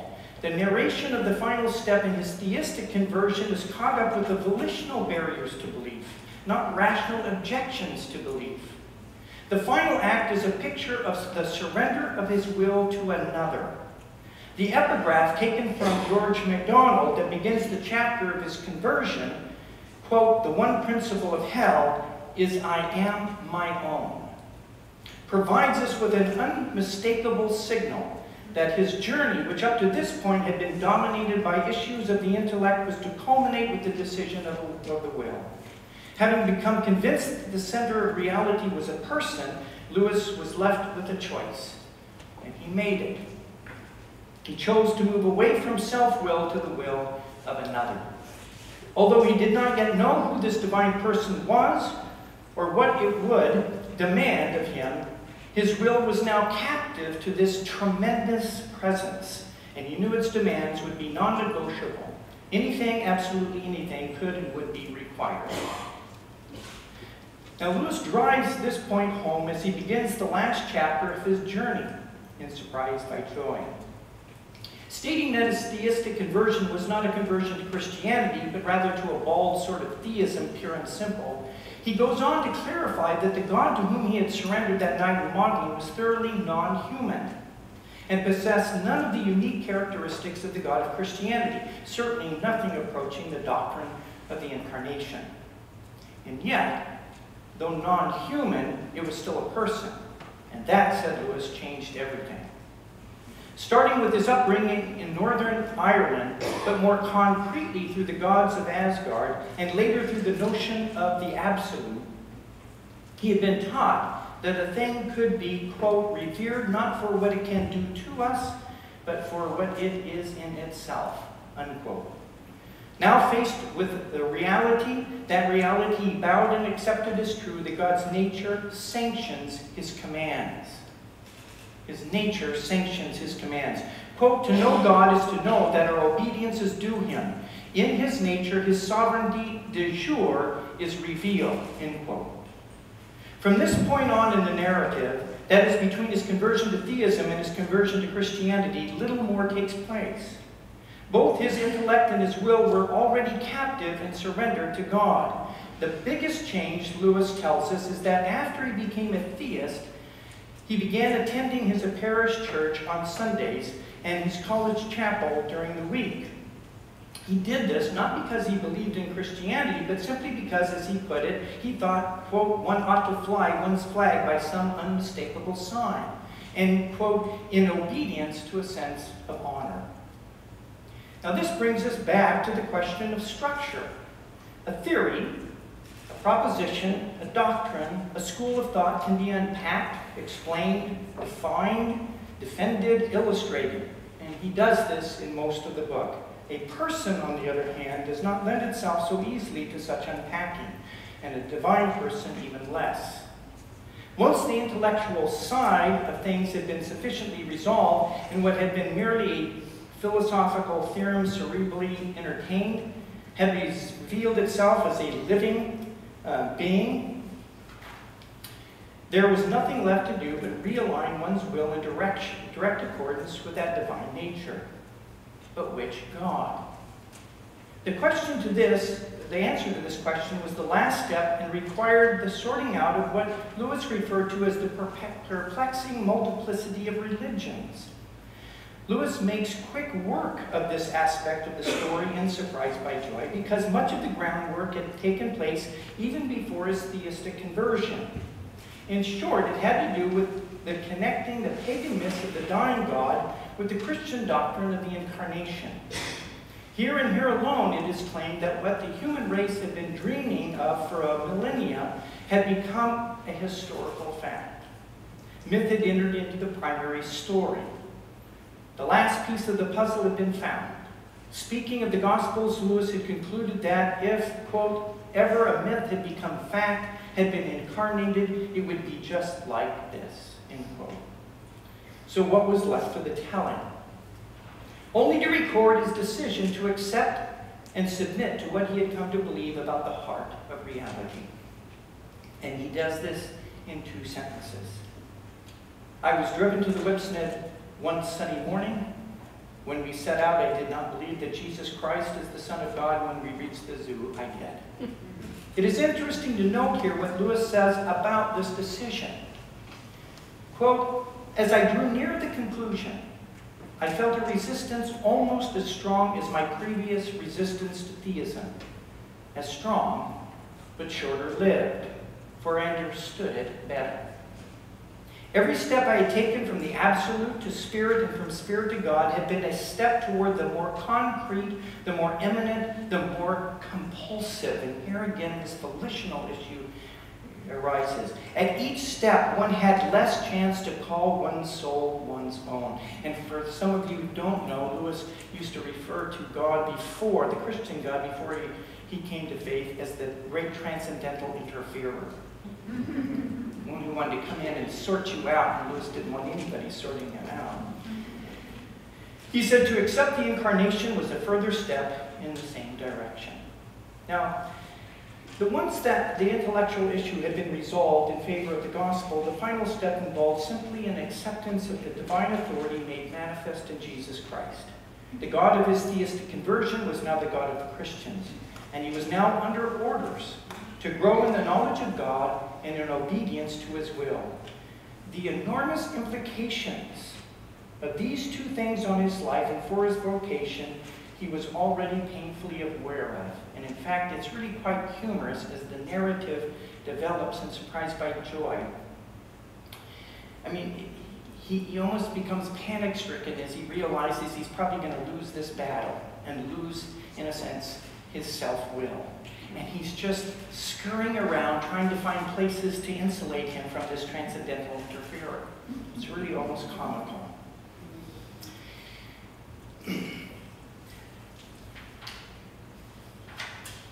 Now, these things, the idea of God coming into his life, were and remained a horror for his self-will. You see this throughout his work. Captive though he was to what he believed was his duty before God, he continued to wrestle with the implications his obedience required. He found within himself both a willingness and yet at the same time a reluctance to be a representative of the gospel of Jesus Christ. To return to the two questions posed at the beginning, what ought to be clear by now is that Lewis's understanding of the nature of divine authority goes a long way in explaining why he took up what he understood to be his Christian responsibilities so energetically and at times even aggressively. Whether he liked it or not, his life now belonged to another, and he was prepared to reorient his life in obedience to the will of God. It is worth remembering here that even before submitting to Christ, he began attending church and weekly college chapel services simply because he felt he needed to show in some demonstrable way his obedience to his newfound theistic faith. Now, as to the second question, Lewis's will and mind had already surrendered themselves to God. All that remained was to come to an understanding of which of the multiplicity of gods available was in fact the true God. Much of the groundwork for determining this had already been established through his journey to theism, and little remained to be explained. Once he had made his choice, he needed only to say when and where he began to believe, on the way to Whipsnade. Now, while I would argue that Lewis's understanding of God's sovereignty de jure was the primary motivating factor behind his strong and unwavering commitment to ministry, I want to argue as well that the particular path his journey took to theism and to Christ provided added motives that helped shape the direction his lay ministry took. And it is here where Plato's allegory of the cave comes in. The similarities between Lewis's conversion narrative as set forth in Surprised by Joy and the narrative of Plato's cave allegory are striking and provide a fruitful angle by which to probe further this question of motivation. Now, this is actually a version of a paper that's been published, and I don't have time to go into the allegory of the cave, but hopefully some of that will emerge. I want to just deal with how Lewis lines up with it. Lewis began his journey to Christianity captive to a view of reality known as naturalism. This naturalistic conception of reality not only defined Lewis's own position, but also dominated the British intellectual landscape of his day. Belief in anything outside the empirical world in which we live was simply inadmissible. Like the prisoners of Plato's allegory, Lewis was shackled in self-imposed chains and facing a wall that intellectually admitted nothing but atoms and evolution in the premise that scientific laws were adequate to account for all phenomena. Lewis's cave, in other words, admitted nothing beyond the natural world. Any thought of a supernatural reality existing alongside the natural world was rejected. But during his years of study at the University of Oxford, he faced potent challenges to this naturalistic doctrine. And in time, his defenses against the claims of theism in particular began to suffer defeat. And he began shifting his ground, eventually taking refuge in a position known as absolute idealism. Now, Lewis's adoption of absolute idealism was his attempt to overcome some of the inconsistencies that had been exposed in his materialism without going all the way to theism. The absolute was not personal, but rather a sort of glorified mind that existed solely to help make sense of things and to give them some vestige of meaning. But a step of enormous moment had taken place with his acceptance of the absolute. He had become convinced of the necessity of such an existence in order to sustain some measure of meaning to the universe in which he lived.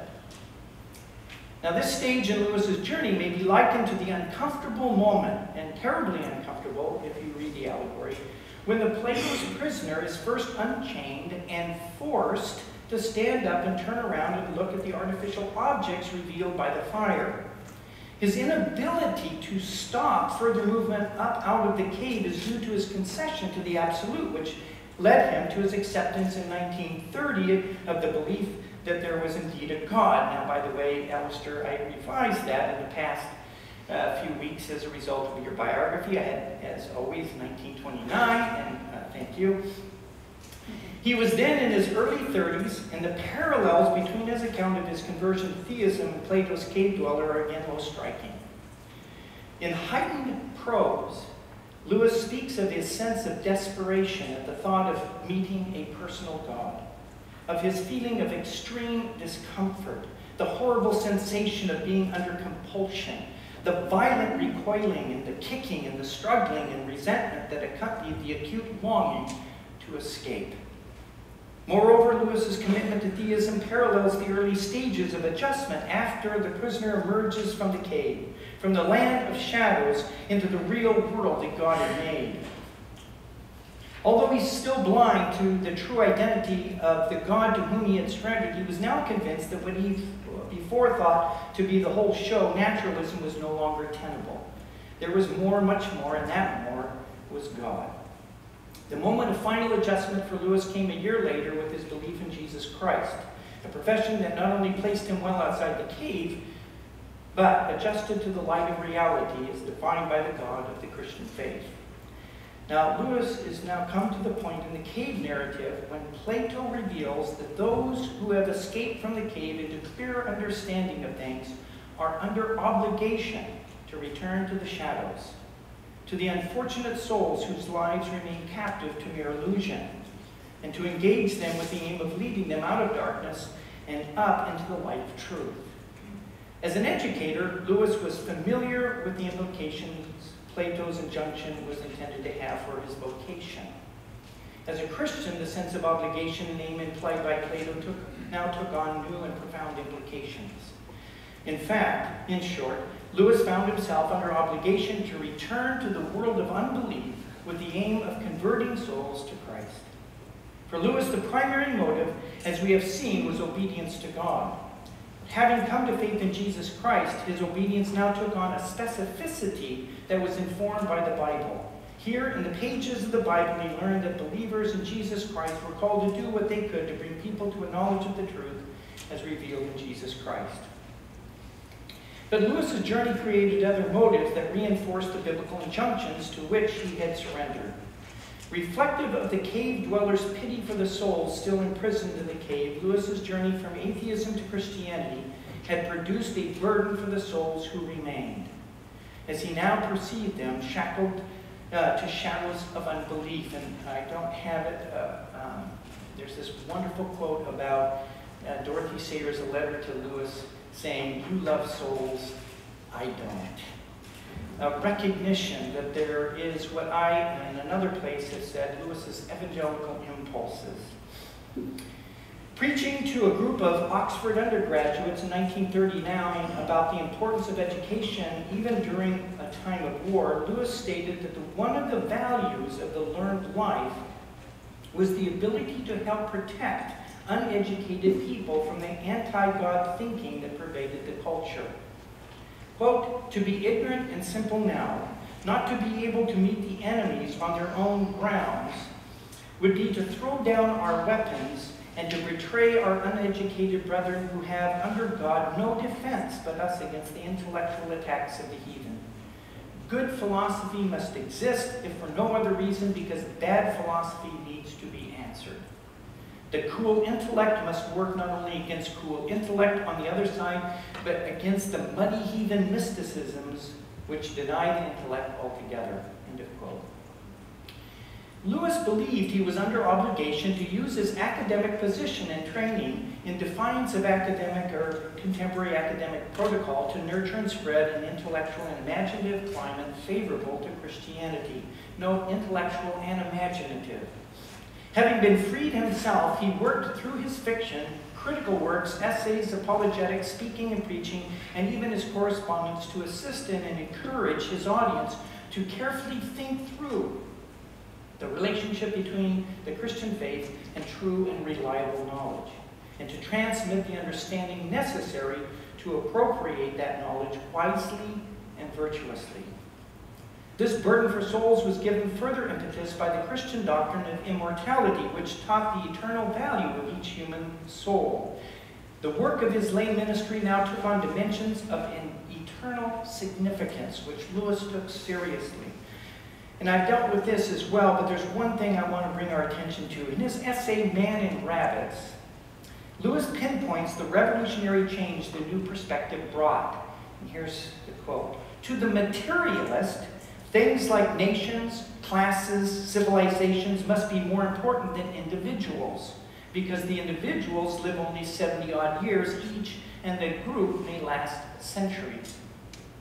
But to the Christian, individuals are more important, for they live eternally, and races, civilizations, and the like are in comparison the creatures of a day. Matters of eternity were now at stake. The Christian doctrine of the immortality of the human soul had changed everything. A passive approach was no longer an option. One had to go back down into the cave with the view to rescue. Lewis clearly grasped the essential conversionist impulse of the New Covenant. He understood that the mandate to evangelize had a particular claim not only upon his own personal life, but also on his vocation. One final motive, reflected in the cave allegory, remains to be set forth. In 1946, through his reading of B.G. Sandhurst's study, How Heathen is Britain, Lewis became aware of an arresting fact about the British spiritual condition. Sandhurst's study claimed that neither the content nor the case for Christianity were being put before most pupils under the current school system. Lewis reasoned that this was because the generation of the 1920s, dominated as they were by anti-theistic mental climate, failed either because they were unwilling or unable to transmit the content of the Christian faith to the next generation. The result, Lewis concluded, was that the younger generation was, quote, never told what the Christians say and never heard any arguments in defense of it, end quote. But what Sandhurst's study also revealed was that when these things were put before pupils, a majority of them actually found them acceptable. And if this is true, then the prevailing ignorance of Christianity that informed both the whole lower and higher forms of schools and society in general, as well as the prevailing agnosticism or indifference among the younger generation, was not necessarily due to antipathy towards the faith, but perhaps to simple ignorance and lack of instruction. From this, Lewis concluded there was reason to hope that the ignorance and incredulity of the students, as well as people in general, could be corrected and possibly even removed. The point is that Britain's spiritual need further motivated Lewis in his efforts to reintroduce genuine Christianity back into public and academic discourse. The need for a clear, imaginative, and rational presentation in defense of the faith spurred him to step up and to translate the basic teachings of the Christian faith into the language of the everyday, a task he viewed as essential to what he called his ministry of mere Christianity. What the ordinary person needed was the rudiments of genuine Christianity communicated in the vernacular. The emphasis on rudiments was obviously to Lewis's awareness that the majority of his audience was ignorant of what the Christian faith meant. As for the vernacular, the fact that many in his audience were uneducated made it necessary to use language of the everyday to effectively transmit the basics of the Christian faith. And I just parenthetically add, George Sayer, who was a close friend of Lewis's, one of Lewis's early students, remembers one time in a pub during the war where, you know, it's just kind of noisy, and all of a sudden a fellow yelled out, "Hey, quiet! Mr. Lewis is coming on." And the whole place just hushed. And for the next 7 minutes, they listened to Lewis. When Lewis is done, they went back to their activities. Now, the burden Lewis willingly shouldered on behalf of God's work in Britain was at the beginning a rather lonely one. Few at the time understood either his motivation or his vision. More often than not, he was misunderstood. Yet he did not believe he had the option of thinking that such work was the sole task of professional theologians or clergy. It was clear to him that he was as equally yoked to the gospel as they, and was therefore obliged to do what he could for the evangelization of Britain. Consequently, in a spirit and with a vision similar to Plato's freed prisoner, Lewis was compelled to do what he could to touch others with the power and truth of the spiritual realities the Christian faith had shown to him. From the beginning, he took his obligation to evangelize seriously. In one place, he explained the reason for his earnest attempts to explain and defend the Christian faith in terms of Dunn's maxim, the heresies that men leave or hated most, the things I assert most vigorously are those I resisted long and accepted late. The work is urgent, he declared, for men perish around us. As Lewis understood it, his purpose for going back into the cave of Britain's shadows of unbelief was to create and to maintain both a rational and imaginative space where faith in Jesus Christ becomes plausible for those who do not believe, and where the faith of those who do believe can grow and mature. Lewis was a rare case, noted John Wayne, of the Don who is forced into the limelight by the demands of his own conscience. I believe he would never have bothered to court the mass public at all had he not seen it as his duty to defend the Christian faith against the hostility or indifference that surrounded it. Thank you. Well, I'd like to begin by thanking the three previous lecturers who I think have given us much to think about, and also I think to thank Mark Lanier for organising this afternoon. Let me begin by interacting with Jerry Root. I think Jerry's given us lots of things to think about. There's no doubt that Lewis was very much into an objectivist way of thinking, arguing that in effect clarifying the correspondence between thought and reality is very important. And we now know a lot more about the movement called Oxford Realism, which began to become significant really about 1919 in Oxford and peaked probably about 1927. And certainly Lewis was part of that group. There's no doubt we can sense he's part of a network orbiting around certain key Oxford figures at that time. And certainly there's no doubt this idea we need to be able to correspond to reality is very significant. Where Lewis departed from Oxford Realism was this whole question about the validity of intuitions. In deeming this right or wrong, is this something which I can say is in effect objective truth? And Lewis began to feel that Oxford Realism was really a sort of form of empiricism, was simply limited to reality, to what could be observed. Hence his decision to really move away from that. What I'd like to do, if I may, is pick up on some themes that are clearly important for Lewis in relation to reality. And what I'd like to do, if I may, is pick up on a phrase he uses 4 times in Surprised by Joy. And the phrase is a treaty with reality. And he's talking about himself as a non-believer. And he talks about establishing this treaty with reality by which borders were patrolled so that intrusive thoughts were kept at a safe distance.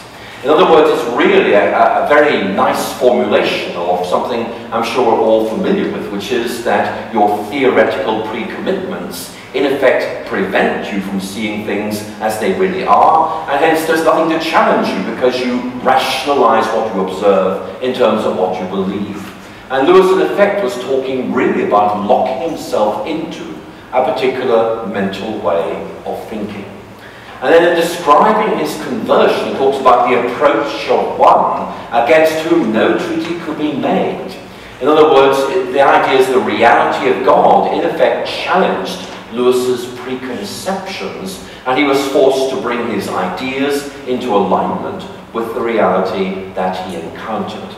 And I think as I read those passages, I begin to realize, I think, that Lewis's so-called treaty with reality was really rather unilateral, because reality hadn't been consulted on the matter. And there is this sense in which Lewis's conversion is in fact being opened up to a greater reality than him. So I think that's a very important point to emphasize, that this realignment of Lewis with reality is a very important part of his life. And we might think here of T.S. Eliot's line from Four Quartets, "Humankind cannot bear very much reality." And for that reason we try to shield ourselves so that we kind of encountered a tempered reality, one that we can cope with, rather than being overwhelmed with what reality is actually like. And Lewis's language about conversion is very much about being forced to confront what reality is like, rather than what he would have liked it to be like. But then we come to this very interesting question about the relation of human thought to this reality. And Jerry made the point, I think very, very well, that Lewis has this very iconoclastic view of things, whereby our images need to be challenged, to be shattered and reforged, so that they may become better. And Lewis, I think, was always aversive to theory. You may remember in, I think it's a footnote to Surprised by Joy, he quotes Goethe's line, "All theory is grey, but the golden tree of life is green." And Lewis clearly agrees with this, and the point that he's trying to make is that a lump of wood is dead, but a living tree is something quite different. And he's worried that there is a danger that we'll mistake a theoretical representation for the reality itself. And therefore, in effect, Lewis constantly emphasizes that our theories are provisional, and more importantly, they are simply not up to the job of representing what lies behind them. You might think, for example, of Mere Christianity, where Lewis talks a bit about theories of the atonement, and then says, well, I'm not going to add to these. I just want to point out that none of them really are adequate to the total representation of the reality that lies behind them. And Lewis is anxious about theological theorization because he feels it in effect diminishes God. It reduces God to the level of the manageable.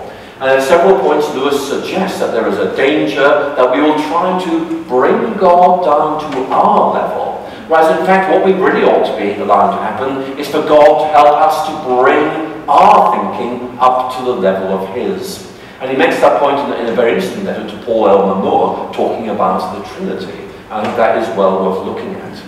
So I think that there's a lot of very interesting things to emerge there from that very interesting paper by Jerry Root.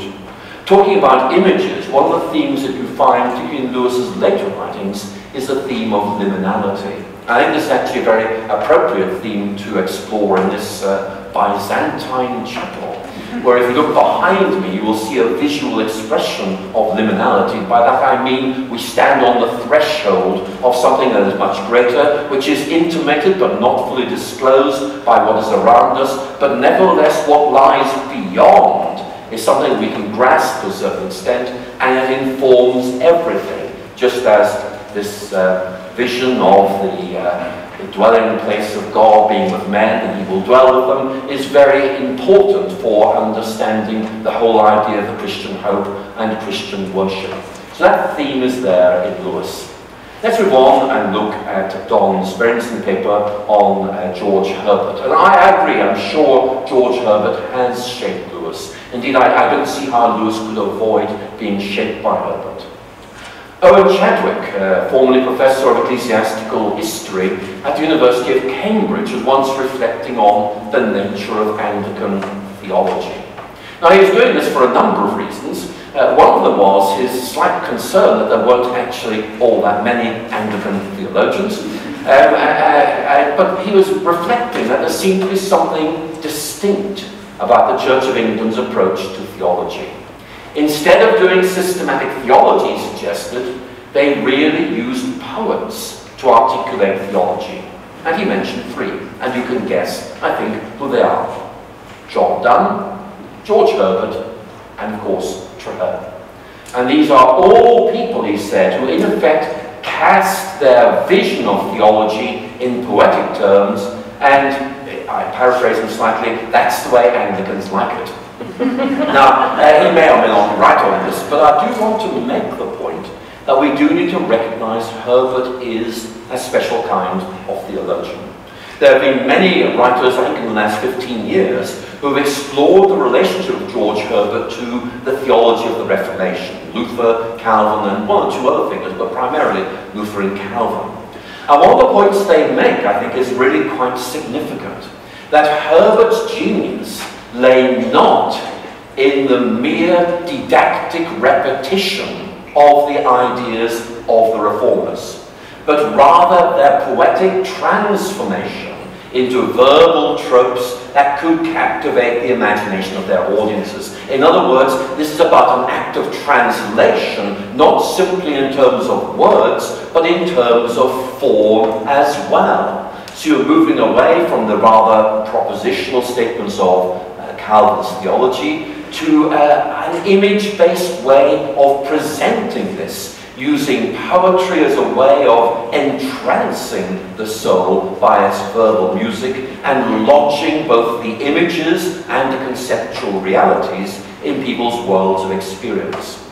And that, I think, is very important, because one of the questions many people debate is whether Lewis was a theologian at all.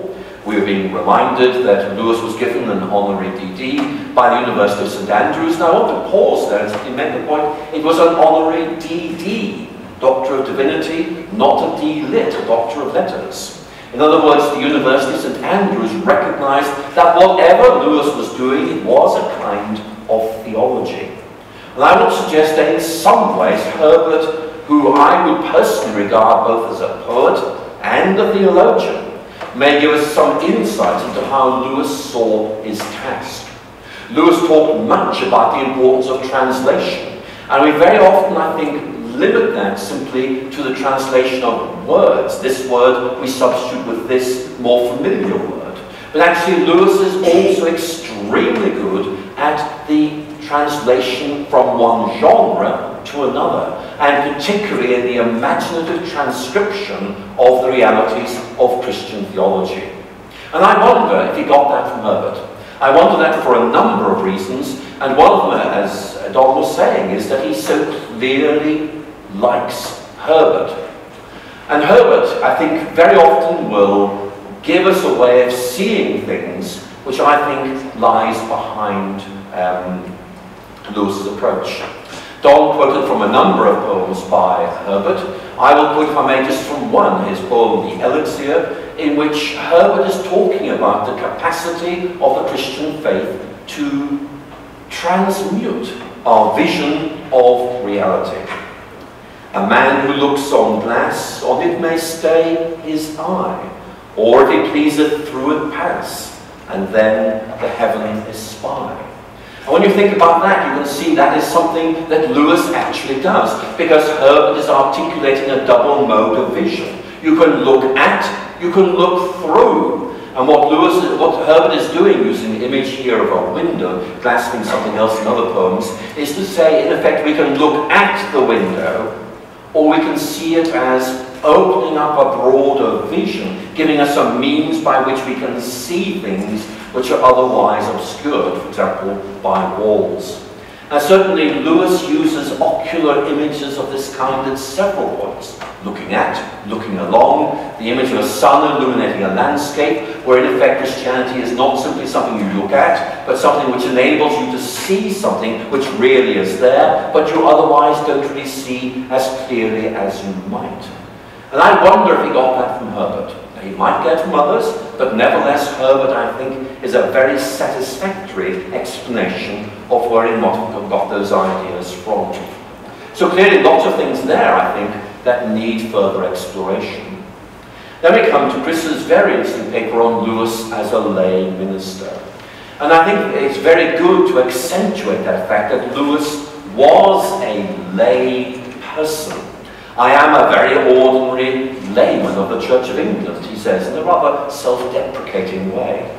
But I think it is very important, because Lewis wants us to understand That when he speaks, as he did on the BBC, or when he writes, as he does, for example, in Mere Christianity, he is not writing with an institutional agenda imposed by being a figure of authority from any religious denomination.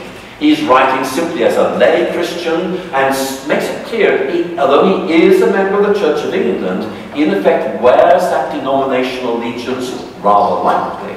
And of course the idea of mere Christianity is very much that of inhabiting multiple ecclesial identities, even though one of them may take priority for practical purposes.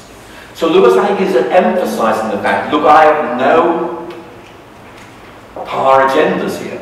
I'm simply telling you what's what. Nobody's requiring me to say this. I am simply telling you these the way they are. And certainly, if you look at the preface to Mere Christianity, you'll see that he expresses the opinion that the BBC asked him to speak about these for two reasons. One, he was an atheist who became a Christian, so he kind of way had internalized these ideas. And secondly, because he was a layman.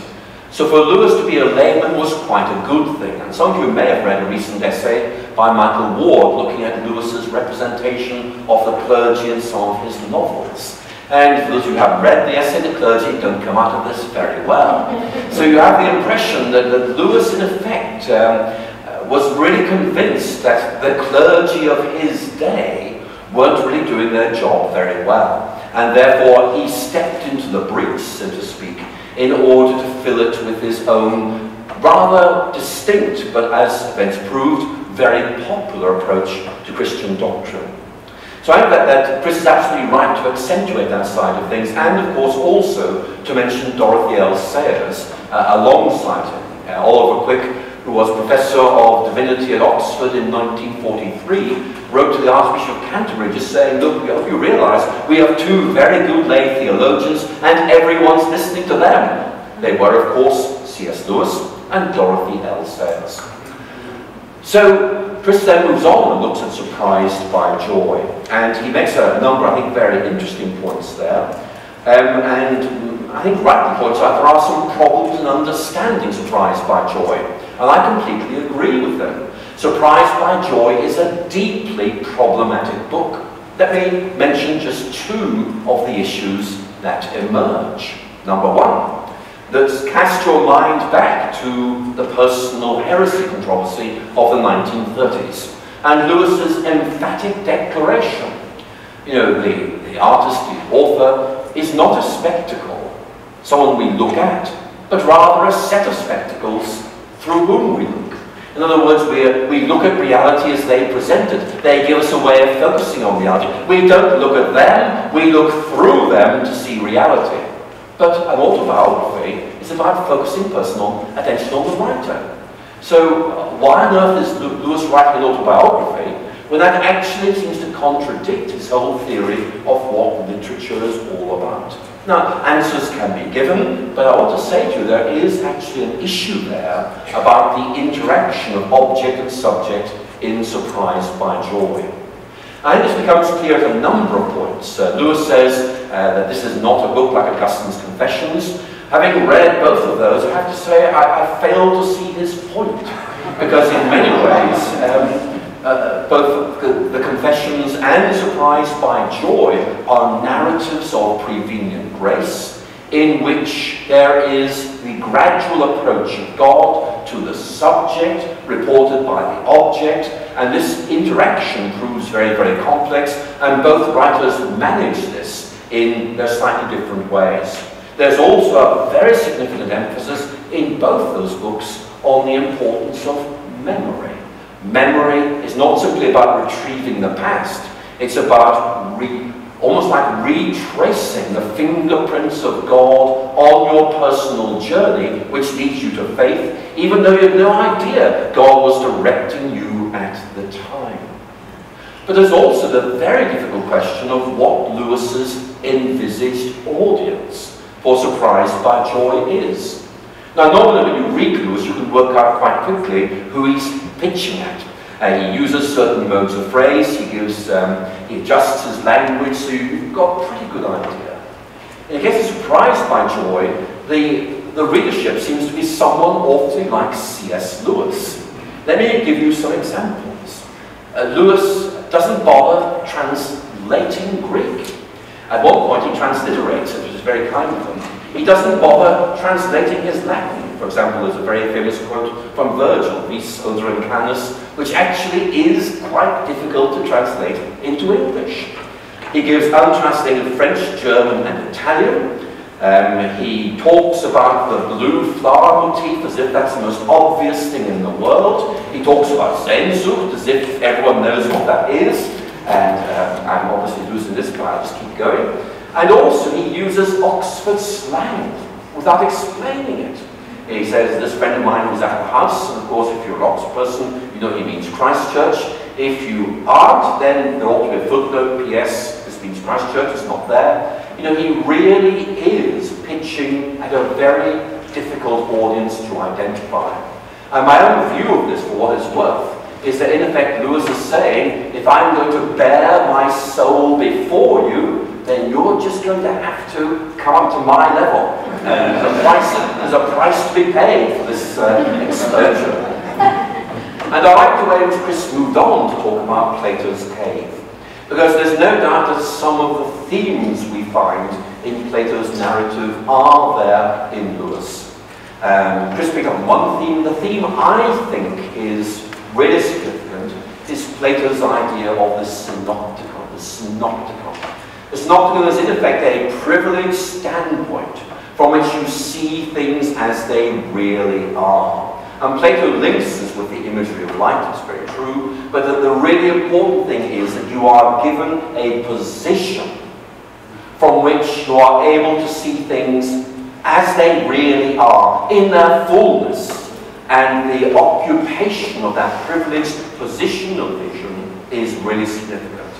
Lewis takes the idea and translates it theoretically. The key thing is to have the right set of spectacles, the right way of looking at things, in order that you may fully make sense of them. And certainly that idea, I think, emerges from Plato, as I think also does Lewis's extensive use of ocular imagery. If you read Lewis, one of the things that strikes you is how he uses lots of ocular imagery. Sight, light, shadows, seeing, eyes. These are all part and parcel of a distinct literary tradition in the West. And what Lewis is doing is drawing on this in a rather interesting way. The reason why it's so interesting is that in most Western writers, there is this imagery of vision set alongside images drawn from hearing. Take, for example, Dante. Many images of light, Lewis uses some of them, but also Dante uses auditory images, the harmony of reality. What he means by that is, though there are many different layers or levels, they in effect make a harmonious noise. They resonate with each other. Lewis, interestingly, hardly ever uses ocular imagery. The one that comes to my mind is when Aslan sings in The Magician's Nephew. But apart from that, there isn't really all that much there.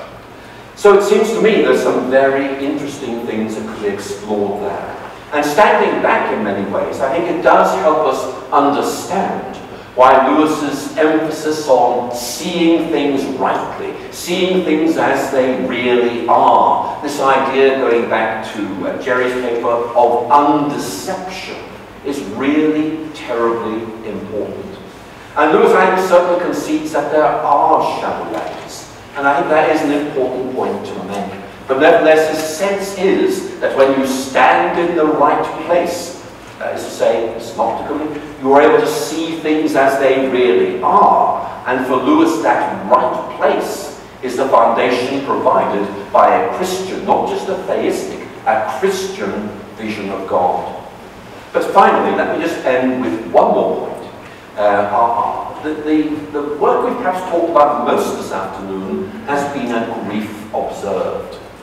I just want to go back, if I may, to that image Lewis used in Surprised by Joy, a treaty with reality. In effect, as a non-Christian, Lewis had solidified a rather naturalist way of thinking. He realized what was wrong with Bertrand Russell's very famous essay, The Worship of Free Man, by about 1924, but he hadn't quite broken free from it entirely. But anyway, this prevented him from exploring the God question as fully as he would like. What I want to suggest to you is that maybe as a result of his belief in God, Lewis constructed another treaty with reality. And this worked quite well in a sort of rather excessively cerebralized manner, as, for example, in The Problem of Pain.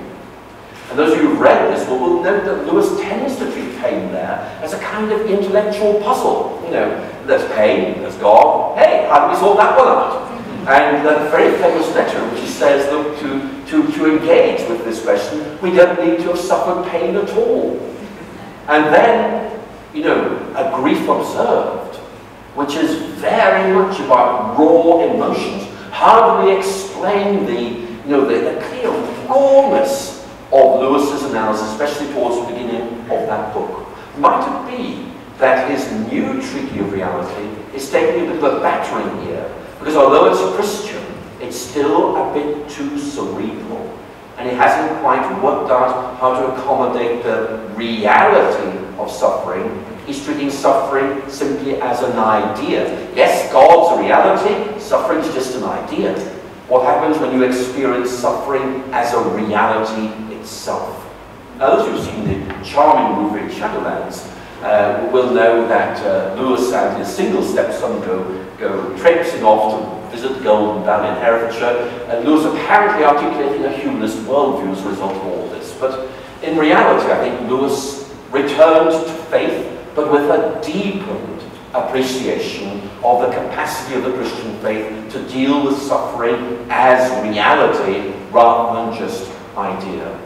Unfortunately, he doesn't talk about that very much, but if Lewis were to have written one more book, I think I would love to have read a book from him called The Reality of Pain, a Christian reflection. But you can't have everything, and I'm just very glad for Lewis and for my three friends this afternoon who've given us some very good papers already. Thank you.